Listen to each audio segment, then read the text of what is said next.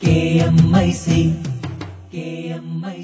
നാടിന്റെ ചലനങ്ങൾ കൺമുന്നിൽ കാണാം, വാർത്താവിശേഷത്തിൻ ചെപ്പു തുറക്കാം. KMIC news.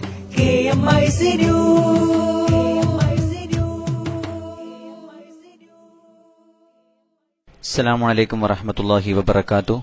Kerala Malabar Islamic class room KMIC TV പ്രേക്ഷകർക്കും റേഡിയോ ശ്രോതാക്കൾക്കും KMIC ന്യൂസിലേക്ക് സ്വാഗതം. വാർത്തകൾ വായിക്കുന്നത് ജലീൽ മടവൂർ. പ്രധാന വാർത്തകൾ. നീറ്റ് പരീക്ഷ ഉത്തരവിൽ ഭേദഗതിയില്ലെന്ന് സുപ്രീം കോടതി. കേരളത്തിൽ BJP അക്കൌണ്ട് തുറന്നാൽ മതസൗഹാർദ്ദം തകരുമെന്ന് AK ആന്റണി. മുഖ്യമന്ത്രി പരസ്യമായി അക്രമത്തിന് ആഹ്വാനം ചെയ്യുകയാണെന്ന് CPM സംസ്ഥാന സെക്രട്ടറി കോടിയേരി ബാലകൃഷ്ണൻ. സ്വത്ത് വിവരങ്ങൾ വെളിപ്പെടുത്താത്തതിനെ തുടർന്ന് നാമനിർദ്ദേശ പത്രികകളുടെ സൂക്ഷ്മ പരിശോധനയ്ക്കിടെ ഉമ്മൻചാണ്ടിയും VS അച്യുതാനന്ദനും അടക്കമുള്ളവർക്കെതിരെ പരാതി. ഇസ്ലാം മുഴുവൻ വിഷയങ്ങൾക്കുമുള്ള ഒറ്റമൂലിയെന്ന് പേരോട് അബ്ദുറഹ്മാൻ സഖാഫി. ഇസ്ലാമിക പ്രചാരണവും ആധുനിക പ്രശ്നങ്ങളും എന്ന പ്രമേയത്തിൽ അന്താരാഷ്ട്ര സഖാഫി സമ്മേളനം ലോഗോ പ്രകാശനം ചെയ്തു. ഗൾഫ് വിമാനക്കൊള്ള തടയാനും കരിപ്പൂർ വിമാനത്താവള നവീകരണം സമയബന്ധിതമായി തീർക്കാനും പാർലമെന്റ് സമിതിയുടെ നിർദ്ദേശം. വാർത്തകൾ വിശദമായി. BJP സാന്നിധ്യമില്ലാത്ത നിയമസഭയാണ് വരേണ്ടതെന്ന് കോൺഗ്രസ് നേതാവ് AK ആന്റണി. BJP അക്കൌണ്ട് തുറന്നാൽ മതസൗഹാർദ്ദം തകരും. മതനിരപേക്ഷത കണ്ണിലെ കൃഷ്ണമണി പോലെ സൂക്ഷിക്കണം. വർഗീയ ശക്തികളെ കോൺഗ്രസ് കൂട്ടുപിടിച്ചിട്ടില്ല. CPMന്റെ ആരോപണം 10 വോട്ട് കൂടുതൽ നേടാനാണ്. CPMന്റെ വികസന നയം 25 വർഷം പിന്നിലാണെന്നും ആന്റണി കൂട്ടിച്ചേർത്തു. പ്രസരിപ്പുള്ള ചെറുപ്പക്കാരെ ഇവിടെ കൂടുതൽ കാണുന്നു. ആ പ്രസരിപ്പ് എല്ലാ രംഗത്തും ഉണ്ടാവുമെന്ന് പ്രതീക്ഷിക്കുകയാണ്. ഞാൻ ഇന്ന് രാത്രി ട്രെയിനിന് കാസർഗോഡേക്ക് പോവുകയാണ്. നാളെ മുതൽ തുടർച്ചയായിട്ട് ജില്ലകൾ ഓരോന്നും മാറി 14 ദിവസം തുടർച്ചയായിട്ട് 14 ജില്ലകളിലായിട്ട് പ്രചരണത്തിന് പോവുകയാണ്. അതിന് മുന്നോടിയായിട്ടാണ് ഇവിടെ അതിനവസരം കിട്ടിയത്. ഞാൻ അതിന് പ്രത്യേകമായി നിങ്ങളോടെല്ലാം എന്റെ നന്ദി പറയുന്നു. വളരെ പെട്ടെന്ന് ഞാനിവിടെ ഒരുപാട് മാറ്റം ഞാൻ കാണുന്നു. തലമുറകൾ പെട്ടെന്ന് മാറിക്കൊണ്ടിരിക്കുന്നു. കണ്ട് പരിചയമുള്ള മുഖങ്ങൾ ഇവിടെ ഇന്ന് വളരെ കുറഞ്ഞിരിക്കുന്നു. ഈ നാട്ടിൽ വന്ന മാറ്റത്തിന്റെ ലക്ഷണമാണ്. നമ്മുടെ ഇന്ത്യ വളരെ ചെറുപ്പമായിക്കൊണ്ടിരിക്കുന്നു. കേരളം അതിലും ചെറുപ്പമായിക്കൊണ്ടിരിക്കുന്നു. ഈ ചെറുപ്പത്തിന്റെ പടയോട്ടത്തിന് പോലെ ഓടിയെത്തുക എന്ന് പറഞ്ഞാൽ സമകരമായ ജോലിയാണ്. എന്നാൽ ഞാൻ വളരെ എന്നും വിശ്വാസിക്കാരനാണ്. ഇന്ത്യൻ സംസ്ഥാനങ്ങളിൽ ജാതിമത സംഘർഷങ്ങൾ ഏറ്റവും കുറവായ സംസ്ഥാനം മാത്രമല്ല, തീരെ ഇല്ല എന്ന് പറയാവുന്ന സംസ്ഥാനമാണ് കേരളം. ആ കേരളത്തിന്റെ സവിശേഷമായ മതനിരപേക്ഷത, സമുദായ ഐക്യം, മതമൈത്രി, മതസൗഹാർദ്ദം കണ്ണിലെ കൃഷ്ണമണി പോലെ കാത്തുസൂക്ഷിക്കുക. ഈ തെരഞ്ഞെടുപ്പിന്റെ പ്രചരണത്തിനിടയിൽ തെരഞ്ഞെടുപ്പിന് ശേഷം ഉണ്ടാകുന്ന രാഷ്ട്രീയത്തിന്റെ ഫലമായി കേരളത്തിലെ മതസൗഹാർദ്ദത്തിന് കോട്ടമുണ്ടാകരുത്. അത് ഈ ഇലക്ഷന്റെ പ്രധാനപ്പെട്ട അജണ്ടകളിൽ ഒന്നാണ്. നാമനിർദ്ദേശ പത്രികകളുടെ സൂക്ഷ്മ പരിശോധനയ്ക്കിടെ ഉമ്മൻചാണ്ടിയും VS അച്യുതാനന്ദനും അടക്കമുള്ളവർക്കെതിരെ പരാതി. സ്വത്തുക്കളിലെ അവ്യക്തത ചൂണ്ടിക്കാട്ടിയായിരുന്നു ഉമ്മൻചാണ്ടിക്കും VSനുമെതിരെയുണ്ടായ പരാതി. പരാതികൾ വരണാധികാരികൾ പരിഗണിച്ചെങ്കിലും ഇരുവരുടെയും നാമനിർദ്ദേശ പത്രികകൾ സ്വീകരിച്ചു. ഉമ്മൻചാണ്ടിയുടെ പത്രിക സ്വീകരിച്ചതിനെതിരെ കേന്ദ്ര തിരഞ്ഞെടുപ്പ് കമ്മീഷനെ സമീപിക്കുമെന്ന് LDF അറിയിച്ചു. PC ജോർജിന്റെ പത്രികയ്ക്കെതിരെ LDFും UDFും പരാതി നൽകിയെങ്കിലും വരണാധികാരി പത്രിക സ്വീകരിച്ചു.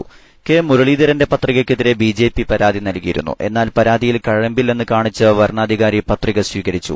അടൂരിൽ KK ഷാജു തെറ്റായ ജാതി സർട്ടിഫിക്കറ്റ് നൽകിയെന്നാരോപിച്ച് LDF പരാതി നൽകിയെങ്കിലും പത്രിക വരണാധികാരി സ്വീകരിച്ചു. ഇതിനെതിരെ കോടതിയെ സമീപിക്കുമെന്ന് LDF സ്ഥാനാർത്ഥി ചിറ്റയം ഗോപകുമാർ അറിയിച്ചു. കുന്നത്തുനാട്ടിൽ VP സജീന്ദ്രനെതിരെ പരാതി വന്നെങ്കിലും പത്രിക സ്വീകരിച്ചു. തലശ്ശേരിയിൽ AP അബ്ദുള്ളക്കുട്ടിയുടെയും ധർമ്മടത്ത് മമ്പറം ദിവാകരന്റെയും പത്രികയ്ക്കെതിരെ പരാതിയുണ്ട്. പത്രികകളുടെ സൂക്ഷ്മ പരിശോധന തുടരുകയാണ്. മലമ്പുഴ CPM സ്ഥാനാർത്ഥി VS അച്യുതാനന്ദൻ സ്വത്തുവിവരങ്ങൾ വെളിപ്പെടുത്തിയിട്ടില്ലെന്ന് കോൺഗ്രസ്.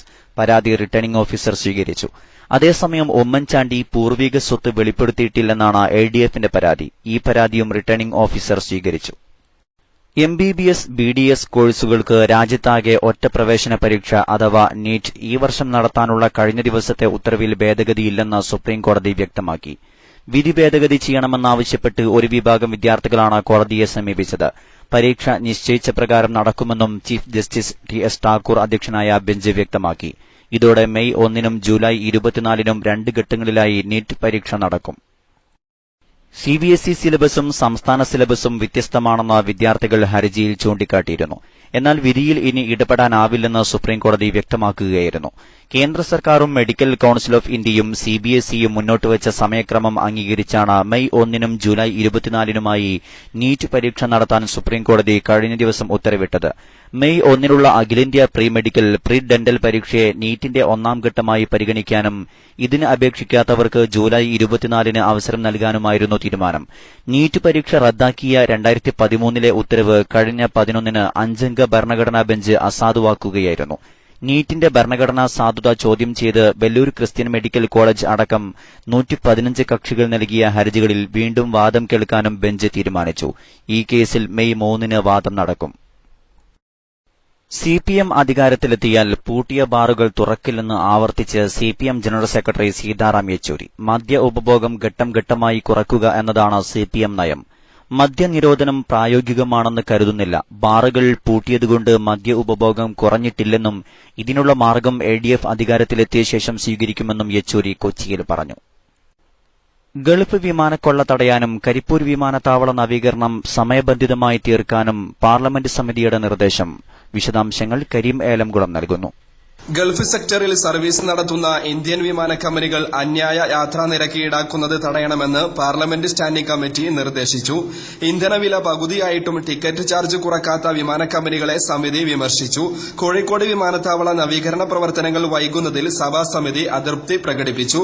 ഗൾഫ് രാജ്യങ്ങളിലേക്ക് പോയി വരുന്നതിന് കേരളത്തിലെ വിമാനത്താവളങ്ങൾ ഉപയോഗപ്പെടുത്തുന്ന പ്രവാസികൾ അധികവും താഴ്ന്ന വരുമാനക്കാരാണ്. അവരിൽ നിന്ന് ഭീമമായ ടിക്കറ്റ് ചാർജ് ഈടാക്കുന്നത് അന്യായമാണെന്ന് ഗതാഗതവും ബന്ധപ്പെട്ട പാർലമെന്ററി സ്റ്റാൻഡിംഗ് കമ്മിറ്റിയാണ് ചൂണ്ടിക്കാട്ടിയത്.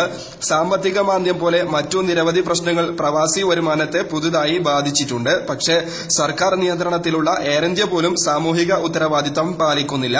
നിരക്ക് താഴ്ത്തുന്നുവെന്ന് സർക്കാർ ഉറപ്പുവരുത്തണം. തിരക്കേറിയ അവസരങ്ങളിൽ കൂടുതൽ വിമാന സർവീസ് നടത്തണം. ഭീമമായ ചാർജ് ഈടാക്കുന്നത് ഒഴിവാക്കാൻ ടിക്കറ്റ് നിരക്ക് പരിധി നിശ്ചയിക്കണം.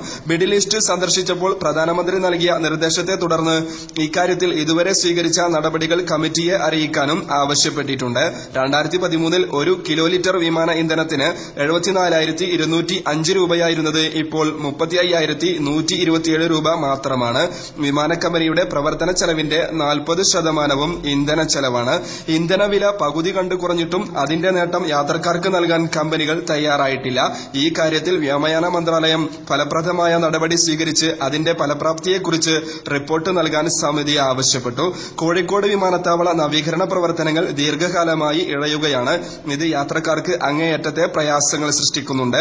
കഴിഞ്ഞ ഡിസംബർ 1-ന് തുടങ്ങിയ നിർമ്മാണ പ്രവർത്തനങ്ങൾ 2017 ഓഗസ്റ്റ് 15-ന് പൂർത്തിയാക്കണമെന്നാണ് വ്യവസ്ഥ. KMIC ന്യൂസിനു വേണ്ടി കരീം ഏലംകുളം. മുഖ്യമന്ത്രി പരസ്യമായി അക്രമത്തിന് ആഹ്വാനം ചെയ്യുകയാണെന്ന് CPM സംസ്ഥാന സെക്രട്ടറി കോടിയേരി ബാലകൃഷ്ണൻ. അഴിമതി ആരോപിക്കുന്നവരെ ജനം തെരുവിൽ നേരിടുമെന്ന പ്രസ്താവന ഇതിന് തെളിവാണെന്നും അദ്ദേഹം പറഞ്ഞു. കേരളത്തിൽ UDF BDJS കൂട്ടുകെട്ടുണ്ട്. BDJS വഴി BJPയുമായി കൂട്ടുകെട്ടുണ്ടാക്കുകയാണെന്നും കോടിയേരി ആരോപിച്ചു. മതത്തിനും ജാതിക്കും ഊന്നൽ നൽകുകയാണ് ശ്രീനാരായണ ഗുരുവിന്റെ പിന്മുറക്കാർ ചെയ്യുന്നത്. ജാതി ചോദിച്ചാൽ എന്താണെന്നാണ് ഇവർ ചോദിക്കുന്നത്. ഗുരുവിൽ ജാതിയും മതവും അടിച്ചേൽപ്പിക്കുന്നുവെന്നും അദ്ദേഹം പറഞ്ഞു. സർക്കാർ ഭൂമി വെള്ളാപ്പള്ളിക്ക് പതിച്ചു നൽകിയതിന് ഇതിന് പ്രത്യുപകാരമാണ്. RSSന്റെ വോട്ട് വാങ്ങി ജയിക്കാൻ മുനീർ അടക്കമുള്ളവർ ശ്രമിക്കുന്നുണ്ട്. കോഴിക്കോട്ട് ഇതിന്റെ ഭാഗമായി RSS ലീഗ് ചർച്ച നടന്നതായും ചർച്ചയുടെ വിശദാംശങ്ങൾ പുറത്തുവിടാൻ തയ്യാറാണെന്നും കോടിയേരി വ്യക്തമാക്കി. കോഴിക്കോട് ജില്ലയിൽ സൂര്യതാപമേറ്റ് 2 മരണം. മുക്കത്തിനടുത്ത് കാരശ്ശേരി തോട്ടക്കാട് ആദിവാസി കോളനിയിൽ ചെറിയ രാമൻ പയ്യോളി കോയിച്ചാലി സ്വദേശി ദാമോദരൻ എന്നിവരാണ് മരിച്ചത്. പുഴയോരത്ത് ജോലിയിൽ ഏർപ്പെട്ടിരിക്കെ ദാമോദരൻ കുഴഞ്ഞു വീഴുകയായിരുന്നു. ഇരുവരെയും ഉടൻ ആശുപത്രിയിലെത്തിച്ചെങ്കിലും ജീവൻ രക്ഷിക്കാനായില്ല. ഇടവേളയ്ക്ക് ശേഷം വാർത്തകൾ തുടരും.